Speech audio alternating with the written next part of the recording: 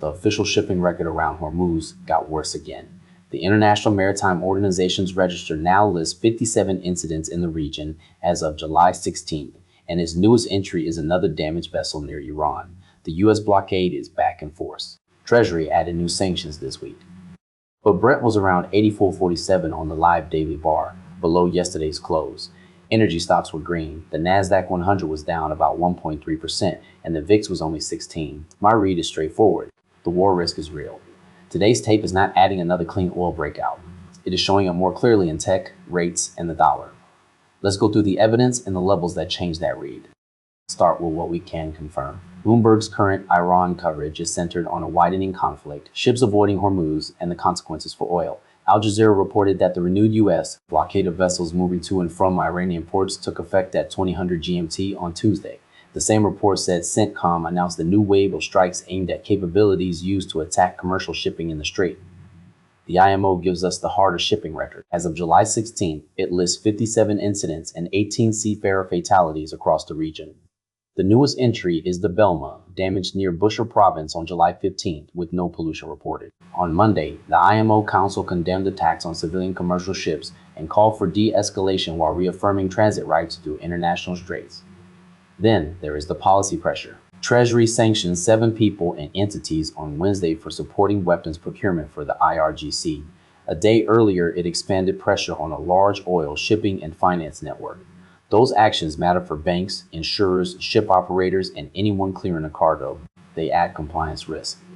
They do not prove that physical supply fell today, and I am not going to pretend the sanctions list is a barrel count. Now Brent, daily. This chart already carries a serious war premium. July 10th closed at 75.22. July 13th closed at 83.31. That was a 10.75% jump in one completed session. On July 14, Brent traded as high as 87.55 and closed at 85.15. Wednesday closed almost flat at 85.07. On the live July 16th bar, Brent opened at 85.34, traded up to 86.25, down to 83.83, and was around 84.47 at the cutoff. That is roughly 0.7% below the prior close. The bar is still open, so 84.47 is not a close. Here's what that says. The market paid hard for the renewed Hormuz risk on Monday. It has not paid an additional premium today. 87.55 is the breakout level overhead. 83.31 is the completed support, with today's live low at 83.83, sitting just above it. If Brent closes above 87.55 after an official escalation, the market is pricing a new step in the disruption. If it closes below 83.31 while official navigation conditions improve, the latest premium is coming out. Inside that range, the risk is high and the price is consolidating. Energy stocks are holding up better than the barrel. XLE closed Wednesday at 56.50. On the live Thursday bar, it was around 56.96, up about 0.8% after trading as high as 57.30. That matters because crude and producers are not giving the same intraday answer. Brent was lower. The energy fund was higher. I treat that as partial confirmation that investors still want producer exposure while the route risk remains unresolved. It is not confirmation of a new oil breakout. For that, I want Brent through 87.55 and XLE through 57.30 on completed bars. The downside line is 56.50. If XLE loses that level while Brent loses 83.31, the energy bid is weakening with the barrel. Until then, producers are keeping more of the premium than crude is adding today. The clearest pressure in the dashboard was not the S&P. It was the Nasdaq 100. The Nasdaq 100 closed Wednesday at 29,502.6. On the live Thursday bar, it was around 29,123, down about 1.3%. The S&P closed Wednesday at 7572.4 and was around 7554, down about 0.25%. That gap matters. If this were a broad liquidation, I would expect the S&P and volatility to confirm much harder. Instead, the weakness is concentrated in the rate-sensitive side of the market. I am calling that selective stress, not market panic. The Nasdaq's repair level is the prior close at 29,502.6. The live low was 29,064.7.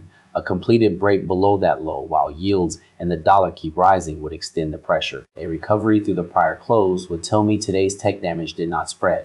The bond and currency charts explain part of the split. The 10-year yield closed Wednesday at 4.549%. It was around 4.575 on the live Thursday bar, up 2.6 basis points. The dollar index was around 100.827, up roughly a third of 1% from the prior close. Now gold. Wednesday closed at 4,060.85. The live bar was around 3,988.8, down about 1.8%. VIX was 1611, up from 1567, but still below the decision level at 1756. The usual panic package is absent. Bonds are selling, the dollar is firmer, gold is lower, and volatility is elevated and still contained. That combination is harder on long-duration tech than it is on the broad index. I am not labeling every asset a safe haven just because missiles and ships are in the headline. The chart has to do the work.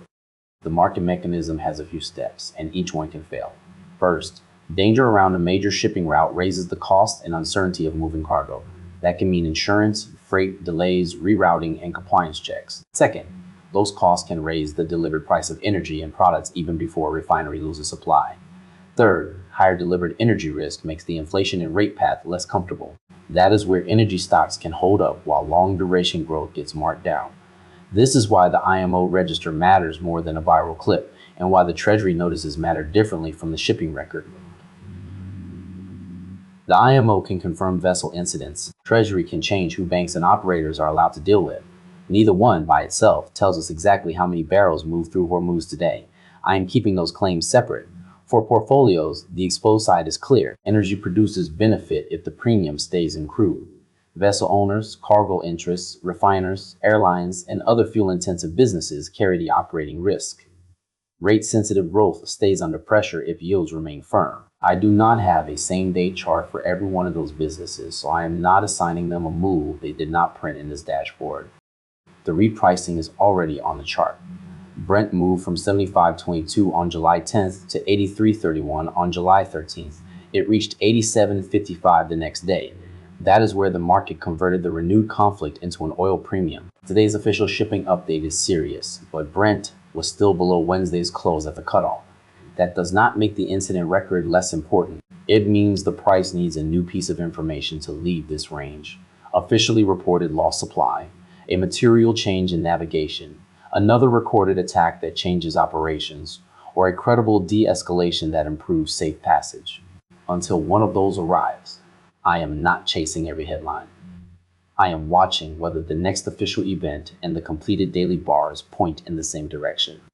Here is the map I am using. Base case, elevated route risk, selective market pressure, no fresh oil breakout. Brent holds between 83.31 and 87.55. XLE holds between 56.50 and 57.30. VIX stays below 17.56. NASDAQ remains weaker than the S&P, but the broad index does not break down. This case stays active while official shipping risk remains high without an officially recorded step change in physical flows. Escalation case. An official source reports more navigation disruption, additional vessel damage, or lost supply. Then I want price alignment. Brent closes above 87.55. XLE clears 57.30 and VIX clears 17.56. A headline or an intraday wick is not enough. The event and the market need to agree. Relief case, an official source reports safer passage or real de-escalation. Then Brent closes below 83.31, XLE loses 56.50, and the NASDAQ 100 recovers the prior close at 29,502.6. That would say the route premium is leaving energy while rate pressure eases on tech. These are decision rules, not price predictions. If the official event changes and the bars do not confirm, I wait for the mismatch to resolve. The immediate catalyst is tonight's completed daily bar. Brent at 87.55 and 83.31, XLE at 57.30 and 56.50, VIX at 17.56, NASDAQ 100 at 29,502.6. Then watch the official sources. The IMO incident register is the cleanest public record for dated vessel incidents. Any official navigation or de-escalation notice can change the route risk case. Treasury and CENTCOM can change the sanctions or operating picture. I want the exact notice, timestamp, and mechanism before I change the market map. The next scheduled U.S. oil data catalyst is the EIA Weekly Petroleum Status Report on Wednesday, July 22nd after 10:30 Eastern. It will update the inventory and supply backdrop that the war premium is sitting on. The security question stays with the official navigation record. So this is where I land. The conflict and the official shipping record worsened.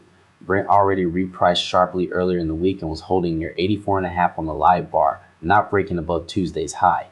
Energy stocks were firmer. The Nasdaq was the clear loser. Yields in the dollar were up, gold was down, and VIX was contained. That is the selective war risk tape. I changed the call if Brent closes outside 83.31 to 87.55 with an official event that explains the break. Until then, I am watching the route, the completed bars, and the parts of the portfolio that are actually moving.